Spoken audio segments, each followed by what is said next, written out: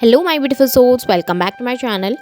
आज की रीडिंग में हम देखने वाले हैं कि आपके पार्टनर और थर्ड पार्टी के बीच इस वक्त पे क्या चल रहा है, क्या है उनकी एनर्जीज एक दूसरे को लेकर, क्या इस समय पे फील कर रहे हैं वो लोग एक दूसरे के लिए।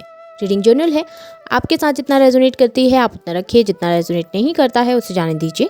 मेल एंड फीमेल सभी के लिए और सारे ही साइंस के लिए रीडिंग है। रीडिंग टाइमलेस है, तो जिस वक्त पे आपके सामने आती है उस वक्त ये आपके साथ रेजोनेट कर सकती है। तो चलिए स्टार्ट कर लेते हैं। हाईलाइटेड साइंस बता दूं, सबसे पहले थर्ड पार्टी के साइंस बता देती हूँ। थर्ड पार्टी अर्थ साइन के हो सकते हैं, टॉरस, वर्गो, कैप्रिकॉर्न।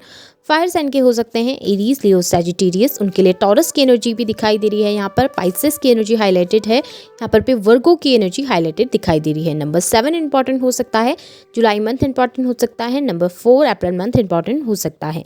अब अगर आपके पार्टनर के और आपके साइंस देखूं तो आप लोग वाटर साइन के हो सकते हैं, Cancer, Scorpio, Pisces. Earth sign के हो सकते हैं, Taurus, Virgo, Capricorn. Air sign के हो सकते हैं, जमुनाई, लिब्रा, एक्वेरियस। आप लोगों के लिए 8 नंबर इंपॉर्टेंट हो सकता है, अगस्त मंथ इंपॉर्टेंट हो सकता है। 7 नंबर जुलाई मंथ इंपॉर्टेंट हो सकता है। 2 नंबर फैब मंथ भी इंपॉर्टेंट हो सकता है। तो चलिए स्टार्ट कर लेते हैं, देख लेते हैं यहाँ पे एनर्जीज कैसी हैं। सबसे पहले थर्ड पार्टी की एनर्जीज से देख लेते हैं। तो यहाँ पे मुझे थर्ड पार्टी की एनर्जीज में दिखाई दे रहा है कि वो ना आपके पार्टनर से कमिटमेंट चाहते हैं बेसिकली। ये भले ही उनकी फैमिली हो थर्ड पार्टी में या फिर कोई अदर रिलेशनशिप ही हो, अगर फैमिली है ना तो वो डेफिनेटली चाहते हैं कि आपके पार्टनर ना उनके अकॉर्डिंग चलें, आपके पार्टनर उनके अकॉर्डिंग काम करें या आपके पार्टनर उनके अकॉर्डिंग ही लाइफ में डिसीजंस लें। और अगर ये कोई अदर रिलेशनशिप में अगर आपके पार्टनर हैं तो डेफिनेटली वो पर्सन चाहता है कि आपके पार्टनर उनको कमिटमेंट दे फुल्ली, उनके साथ मैरिज करें, उनके साथ फैमिली स्टेबल करें, उनके साथ फ्यूचर देखें। थर्ड पार्टी डेफिनेटली चाहते हैं आपके पार्टनर की लाइफ में कंट्रोल बैठा के रखना। थर्ड पार्टी आपके पार्टनर को इजीली कंट्रोल करके रखना चाहते हैं। वो चाहते हैं कि आपके पार्टनर उनके अकॉर्डिंग चलते रहें, आपके पार्टनर को वो जो भी डायरेक्शन दें या जो भी वो कहें आपके पार्टनर उसी हिसाब से चलें, वही वो करते रहें और उनके लिए लॉयल रहें, उनके लिए हमेशा डिवोटेड रहें, उनके लिए हमेशा करते रहें। थर्ड पार्टी बेसिकली कमिटमेंट आपके पार्टनर से चाहते हैं, एक फुल कमिटमेंट जहाँ पर पे उनको कुछ भी ना करना पड़े, बट आपके पार्टनर हमेशा गिविंग एनर्जी में उनके साथ रहें। जिस चीज़ को लेकर वो इस वक्त पे बहुत परेशान भी दिखाई दे रहे हैं, क्योंकि आपके पार्टनर की तरफ से उनको वो सेम रिस्पॉन्स नहीं मिल पा रहा है या फिर वो कमिटमेंट नहीं मिल पा रहा जो वो अपनी लाइफ में चाहते हैं इस समय पे।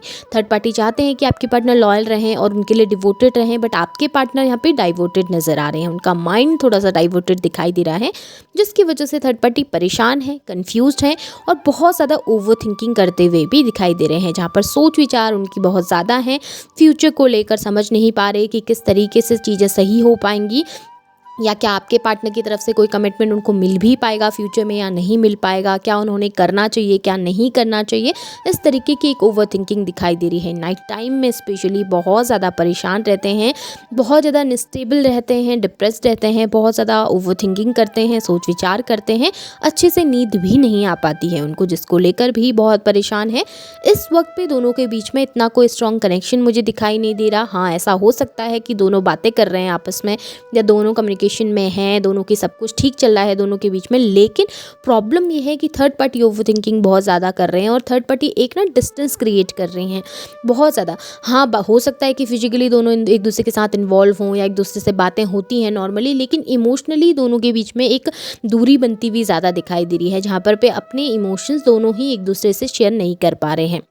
थर्ड पार्टी की एनर्जीज यहाँ पर पे खुद को प्रोटेक्ट करती हुई ज़्यादा दिखाई दे रही है, जहाँ पर पे थर्ड पार्टी ओवर थिंकिंग ज़्यादा कर रहे हैं और खुद को प्रोटेक्ट ज़्यादा कर रहे हैं, जहाँ पर वो इस वक्त पे तो स्पेशली आपके पार्टनर के साथ ज़्यादा कनेक्टेड नहीं रहना चाहते, ज़्यादा वो अपने इमोशंस उनके ऊपर ज़्यादा वेस्ट नहीं करना चाहते। इस तरीके की एनर्जी जहाँ पर पे ना थर्ड पार्टी चाहती है कि अभी खुद को प्रोटेक्ट कर लिया जाए, एक बार अच्छे से सोच लिया जाए कि सामने वाले की तरफ से मुझे वो कमिटमेंट मिलेगा भी या नहीं मिलेगा।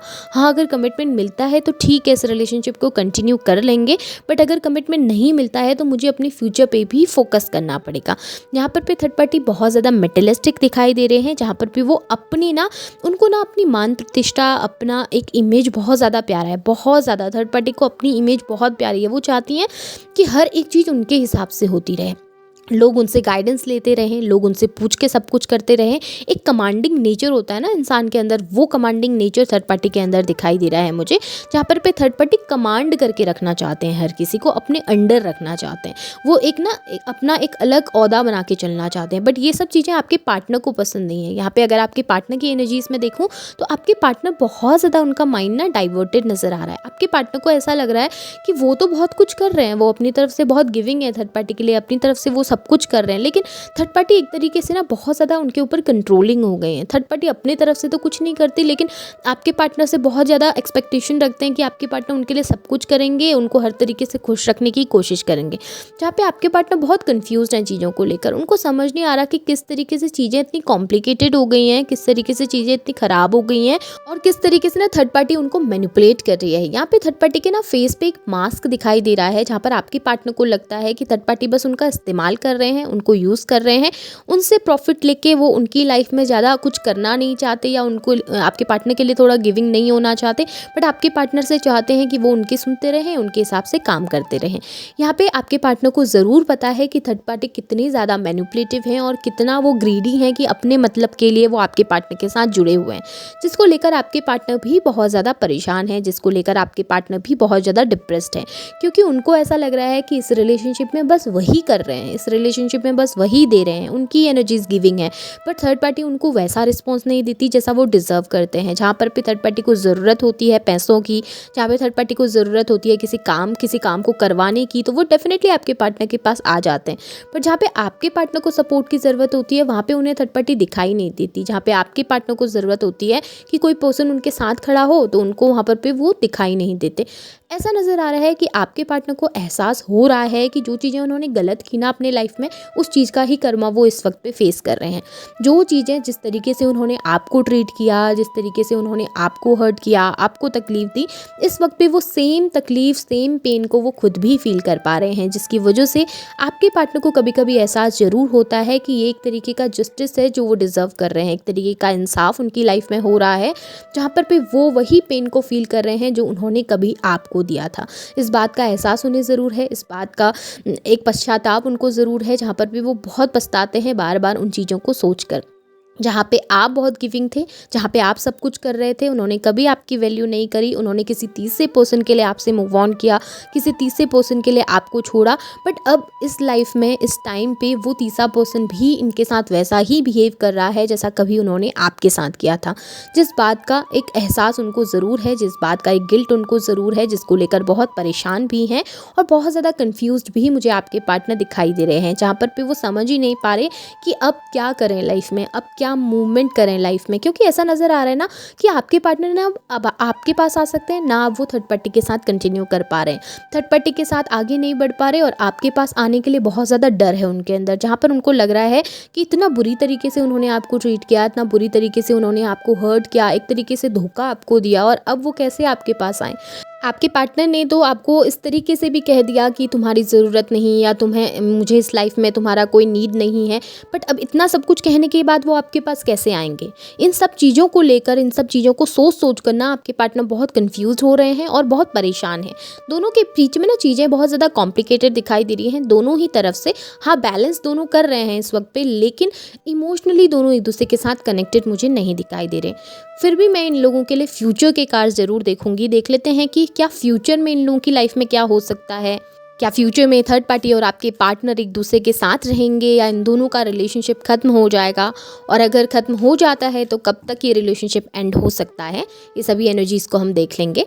सो यहाँ पर द टावर का कार्ड है, द चैरियट का कार्ड है। कैंसर की एनर्जी भी बहुत ज़्यादा स्ट्रॉन्ग दिखाई दे रही है आप लोगों के लिए।